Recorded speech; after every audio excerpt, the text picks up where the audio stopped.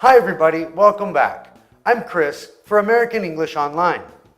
Hoje a gente vai falar sobre substantivos compostos. Eles geram um pouco de confusão para quem aprende inglês, até porque eles se assemelham um pouco com a estrutura do alemão de hoje em dia. O inglês tem muita semelhança com o latim. A gente vê isso em palavras como communication, comunicação, frequently, frequentemente, additive, aditivo. Mas nem todo o inglês vem do latim. Aliás, 40% do inglês vem do germânico. O germânico é uma língua base bem antiga, que é também a base do que a gente chama de alemão hoje em dia. Por exemplo, a palavra apple em inglês, em alemão é Apfel, muito semelhante. Mas além das semelhanças no vocabulário, a gente também herdou algumas características, algumas estruturas do germânico, até para ser mais conciso. A gente tem o costume de juntar substantivos com substantivos ou outras palavras para formar substantivos compostos. Existem muitas maneiras de formar um substantivo composto. Eu posso falar passerby. Passer é um substantivo e by é um advérbio. Ou eu posso falar drawback. Drawback, verbo e advérbio. Ou bystander, advérbio e substantivo. Eu posso também falar input e output. Aí é um advérbio e um verbo. Então, tem várias maneiras de formar um substantivo composto. Mas uma maneira que a gente forma é o substantivo descrevendo o outro substantivo. A gente sempre aprende que é um adjetivo que descreve um substantivo. Mas, na verdade, um substantivo também pode descrever um substantivo. E quando isso acontece, a gente forma um substantivo composto. E hoje a gente vai falar nesse tipo de substantivo composto. Em alemão, eles falam Kartoffelsalat. Em inglês, potato salad. Mas em português a gente usa uma partícula de, salada de batata, que a gente chama de maionese. Mas você vê que batata é um substantivo que a gente usa para adjetivar o tipo de salada. Esse tipo de uso se chama noun adjunct ou attributive noun, que significa que um substantivo descreve outro. Falantes nativos de inglês aprendem e usam esse tipo de construção sem nem pensar, vão absorvendo. E você também pode. Quero ajudar vocês a entender o porquê e quando a gente usa esse tipo de construção. Na verdade, é um pouco mais difícil dizer quando isso acontece, porque não existe uma regra clara. Apesar de ser uma coisa que a gente herdou do germânico, para ser mais conciso e falar um pouco menos, não tem essa regra. Normalmente, esses substantivos compostos passam por uma espécie de processo. Começam como palavras separadas, depois levam um hífen e depois se tornam substantivos compostos que a gente chama de closed. Então tem o open, o hyphenated e o closed. Um ótimo exemplo desse processo é a palavra firefly. Fire significa fogo e fly significa mosca. Mas na verdade, firefly é um vagalume. Começou como duas palavras separadas, depois levou o hífen e agora é um substantivo composto. Um exemplo de uma palavra que não sofreu esse processo ainda é ice cream. Ice é gelo, cream é creme e ice cream significa sorvete. Não tem hífen e não é junto. Essas duas palavras ficam separadas. Já toothbrush é um substantivo composto fechado. Então os mais comuns são separados, o open e o closed. Mais alguns exemplos além de toothbrush seria toothpaste, keyboard, snowman, railroad. There are so many examples. Salesman, bathroom, toothpick. Some great examples of open compounds are palm tree, cookie jar, pizza parlor, race car, love story. There are so many. Já os compostos com hífen são um pouquinho mais raros. City-state, que significa cidade-estado, como a Singapura, o Vaticano. Ou daughter-in-law, que significa nora. O melhor jeito para você melhorar essa parte do seu inglês é realmente estudando e lendo bastante, porque aí você vai ver a forma convencional de usar esses substantivos. Então, apesar de ser frustrante não existir uma regra clara de como e quando formar esses substantivos, a gente pode partir de um princípio básico.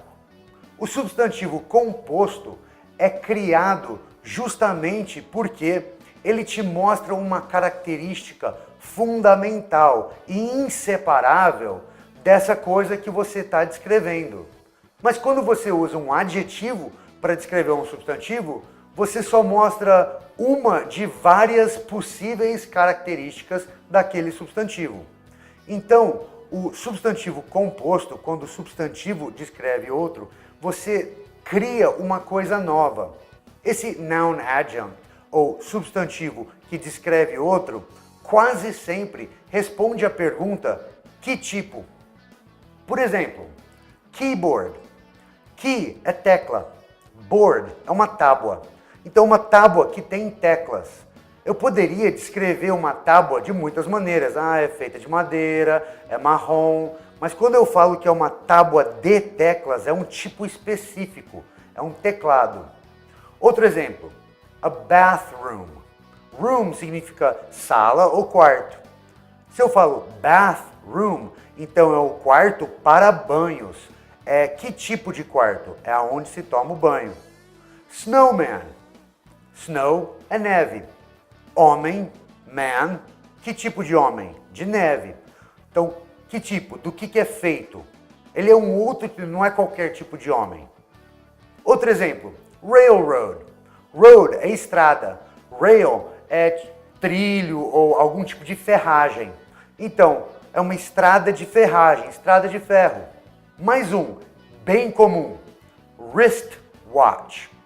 Wrist é pulso e watch é relógio, então um relógio de pulso. E outra razão super comum para usar esse noun adjunct, que é o substantivo como adjetivo, é quando existe uma diferença de significado entre a forma adjetiva da palavra e a forma substantiva da palavra. Por exemplo, vision examination ou visual examination. A vision examination é quando você vai e eles examinam a sua visão para ver se você consegue ver, se precisa de óculos. A visual examination é quando você examina alguma coisa só olhando. Você não vai lá e testa, você não vê o barulho, você só olha. Outro exemplo interessante. No meu emprego eu tenho reuniões de produção. Isso é diferente de falar reuniões produtivas. Então, production meeting é uma coisa, a productive meeting é outra. Só mais um exemplo. Se eu falo para você, a mystery person called you last night, é diferente de eu falar, a mysterious person called you last night. Se eu falo, a mystery person, é uma pessoa que eu não sei quem era. A mystery person, uma pessoa anônima. Se eu falar a mysterious person, eu posso ou não conhecer a pessoa. Só significa que ela é um pouco secreta, misteriosa, enigmática. E por último, a gente às vezes usa um hífen quando pode existir alguma ambiguidade na frase. Em inglês, tudo que descreve o substantivo vem antes dele. Então, se eu falar para você, he's an old furniture salesman. É diferente se eu colocar um hífen entre o old e o furniture e se eu não colocar. Com o hífen, old furniture salesman, é que ele é um vendedor de móveis velhos. Se não tiver hífen, old furniture salesman, é que ele é um vendedor de móveis velho. Quando você ouve isso falado, muitas vezes o estresse vai te ajudar a saber qual é. Por quê? Se ele é um vendedor de móveis velhos, eu vou falar old furniture salesman. Agora, se ele é um vendedor idoso que vende móveis, eu vou falar com estresse nos dois. He's an old furniture salesman. E nessas situações, muitas vezes, se essas descrições são escritas por extenso depois do substantivo, não levam mais hífen. Por exemplo, a stress-free environment is when the environment is stress-free. Or, I have a 6-year-old son. My son is 6 years old. Ou, the decision-making process wasn't clear, so we changed the process for decision-making. Existem exceções para isso, mas a maioria das vezes, quando você coloca esses adjetivos, né, essa descrição depois do substantivo, eles perdem o hífen. Então é isso.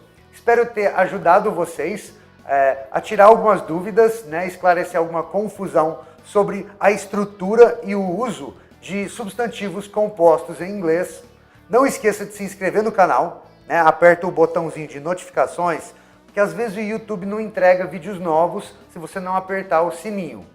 Dá um like aqui no vídeo, compartilha e, como sempre, let's practice! Juntar várias. Um bom exemplo. Um exemplo. Estudando e lendo bastante. Então antes. Não existia uma regra clara. Não existia uma regra.